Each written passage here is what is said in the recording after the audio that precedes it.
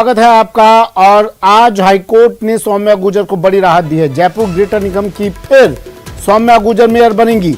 Rajasthan high court से बड़ी राहत मिली है। सौम्या गुर्जर को मेयर पद से टर्मिनेशन आदेश को खारिज कर दिया कोर्ट ने। जस्टिस महेंद्र गोयल ने यह आदेश पारित किया। बड़ी खबर, बड़ी राहत सौम्या गुर्जर के लिए।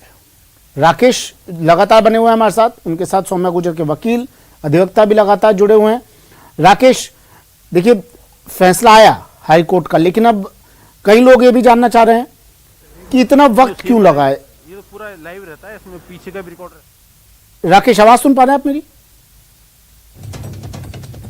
चलिए, जयपुर राकेश से फिर से जुड़ने की कोशिश करेंगे। मेयर पद से टर्मिनेशन आदेश को हाईकोर्ट ने खारिज कर दिया है। जस्टिस महेंद्र गोयल ने यह आदेश पारित किया। अब सौम्या गुर्जर फिर से मेयर जयपुर ग्रेटर नगर निगम की। सौम्या गुर्जर को बड़ी राहत। लंबी लड़ाई चल रही थी, कभी सौम्या गुर्जर, कभी शील दाबाई, फिर सौम्या, फिर शील, फिर अब हाईकोर्ट ने आदेश दे दिया है। रामलाल शर्मा बीजेपी प्रवक्ता हमारे साथ फोन लाइन पर जुड़ गए हैं। रामलाल जी, स्वागत है आपका न्यूज 18 राजस्थान पर। सर, किस तरह देखते हैं हाईकोर्ट के इस फैसले को राहत के तौर पर? अब बड़ी राहत है आप लोगों के लिए। तो देखिए, 2 साल से हम लड़ाई लड़ रहे हैं सरकार से। सरकार हमारे बोर्ड को अस्थिर करना चाह रही है। हम प्रशासनिक स्तर के ऊपर भी लड़ाई लड़ रहे हैं, माननीय न्यायालय की शरण भी हम ले रहे हैं, लेकिन सरकार न्यायालय की शरण का इंतजार भी नहीं कर रही। उसके बाद उन्होंने चुनाव की प्रक्रिया शुरू कर दी। हमने चुनाव की प्रक्रिया के अंदर भी भाग लिया। कल भी बहुमत हमारे साथ था, आज भी बहुमत हमारे साथ है, कल भी हमारे साथ रहेगा।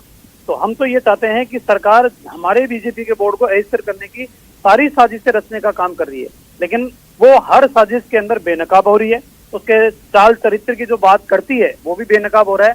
और हमें दावे के साथ कह रहा हूँ कि भारतीय जनता पार्टी के तमाम पार्षद एकमुखी होकर आज भी भारतीय जनता पार्टी की चुनावी प्रक्रिया के अंदर भारतीय जनता पार्टी के पक्ष में मतदान कर रहे हैं। बहुमत का आंकड़ा हमारे साथ है, हम बहुमत में भी जीतेंगे। और माननीय न्यायालय जो आदेश देगा, उस न्यायालय के आदेश की अक्षर से पालना करने का काम हम करेंगे, चाहे वो न्यायालय का आदेश किसी के भी पक्ष में हो।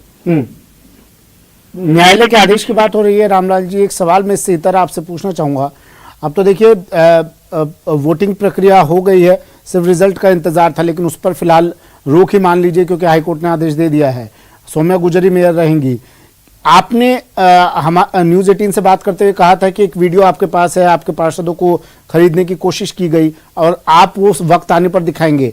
अब इस पूरी प्रक्रिया के बाद क्या उस वीडियो को आप जारी करेंगे? बिल्कुल 100% हम जारी करेंगे। कांग्रेस के उम्मीदवार के रिश्तेदार हमारे पार्षद के घर के ऊपर बैठे, पैसे का प्रलोभन दिया, पैसे निकाल के भी रखे और कहा कि इसके बाद में हम पैसे देने का काम करेंगे। बात में प्रामाणिकता के साथ कर रहा हूँ, मैं अधूरा उसमें हवा में बात नहीं कर रहा।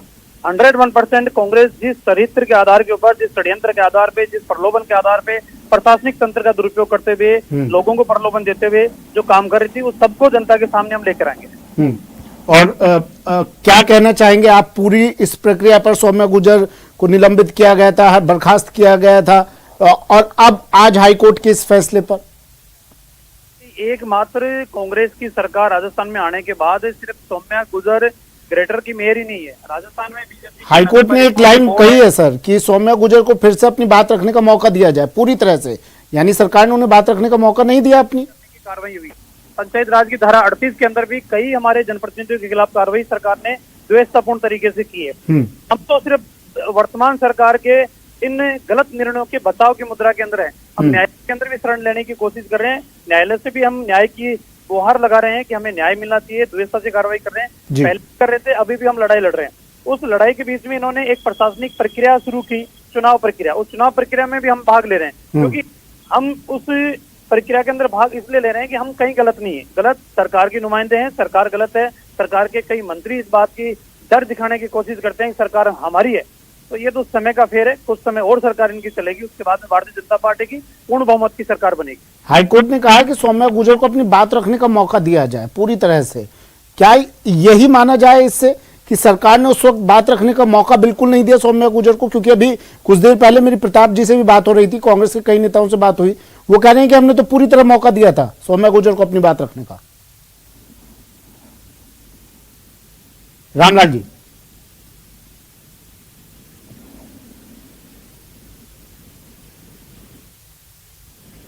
चलिए, आवाज शायद उन तक नहीं पहुंच पाई है, लेकिन इस वक्त की बड़ी खबर है। देखिए, एक तरफ मेयर पद के लिए वोटिंग चल रही थी और अचानक से ये बिग ब्रेकिंग न्यूज आती है, अचानक से ये हाईकोर्ट की तरफ से आदेश आता है। कहा जाता है कि चुनाव प्रक्रिया को फिलहाल रोक दिया जाए, कि जो आदेश पारित किया उसके आधार पर यही अब कहा गया है कि चुनाव प्रक्रिया को रोक दिया जाए, क्योंकि सौम्या गुर्जर को राहत दे दी गई है, उनका निलंबन रद्द कर दिया गया है, टर्मिनेशन आदेश को खारिज कर दिया है। राजेंद्र राठौर ने क्या कुछ कहा था इस पर, ये आप एक बार फिर सुनिए।